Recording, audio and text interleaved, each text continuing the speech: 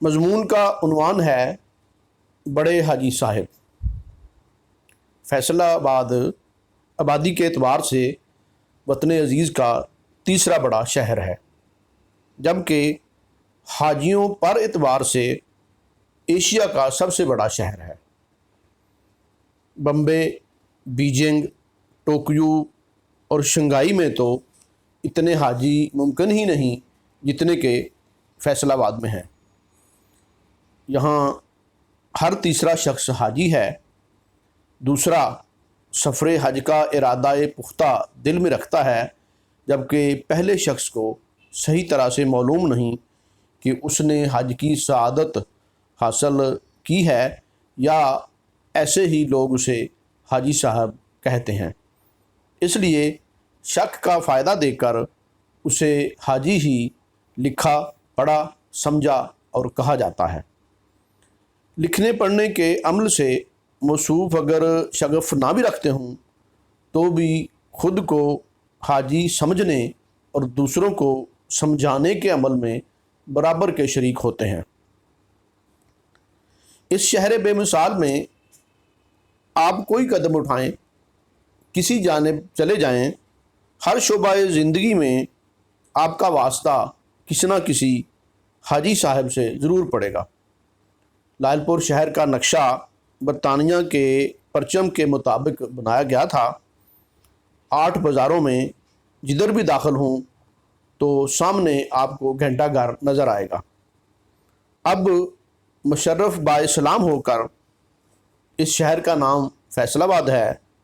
اب بھی آپ کسی بھی بازار میں داخل ہوں تو سامنے آپ کو گھنٹہ گھر نظر آتا ہے، مگر دائیں اور بائیں دیکھیں تو حاجی گڑی ساز، حاجی مرچنٹ، حاجی کلاتھ ہاؤس، حاجی پان شاپ، حاجی کمپیوٹرز، حاجی موبائلز، حاجی اسٹیٹ، مکہ ٹریولرز، حجاز ٹریولرز، مدینہ سویٹس وغیرہ جیسے نام دکانوں پہ لکھے نظر آتے ہیں۔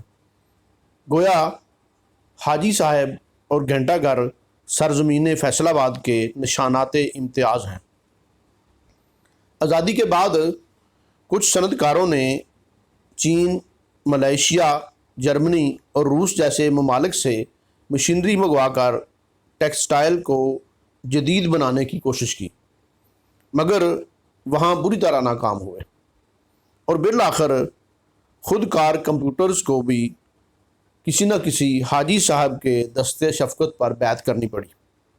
درون خانہ راز یہ تھا کہ خراب ہونے والی پرانی مشینوں کو ٹھیک کرنے کے لیے کوئی نہ کوئی حاجی کاریگر میسر تھا، جبکہ نئی مشینوں کو دیکھ بھال کرنے والا کوئی کاریگر میسر نہ تھا۔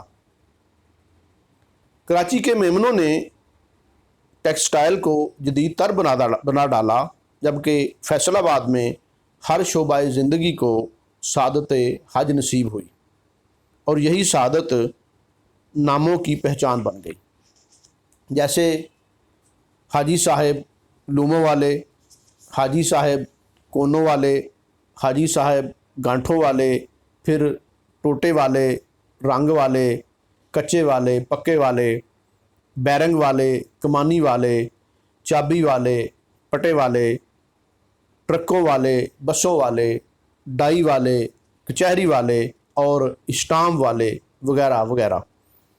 یہ نام کسی نہ کسی ہنر سے وابستہ ہیں، لیکن یہ ضروری بھی نہیں کہ بیکار نہیں کچھ قدرت کے کارخانے میں۔ جو سرمایہ گھر سے لے کر آئے وہ بزنس مین نہیں بن سکتا۔ جس کی جیب میں پھوٹی کوڑی نہ ہو وہ بھی بزنس مین نہیں بن سکتا، اور وہ جس کی جیب میں پھوٹی کوڑی ہو مگر دل میں ارادہ پختہ ہو وہ کامیاب بزنس مین بن سکتا ہے۔ یہ ایک بڑے حاجی صاحب کا فرمان ہے، جو معلوم نہیں وال سٹریٹ جرنل میں شائع ہوا یا نہیں، مگر فیصل آباد کے ہر حاجی اور نیم حاجی کو ازبر ہے۔ ایک فرمان دیگر یہ ہے کہ اگر کوئی خالی جیب صبح کا ناشتہ گھر سے کر کے آئے اور دوپہر کا کھانا کھائے بغیر رات کے کھانے کا منڈی میں رہ کر بندوبست کر لے تو وہ کاروباری لائن میں آ سکتا ہے، دوسروں کو جا کر نوکری تلاش کرنے والی لائن میں لگ جانا چاہیے۔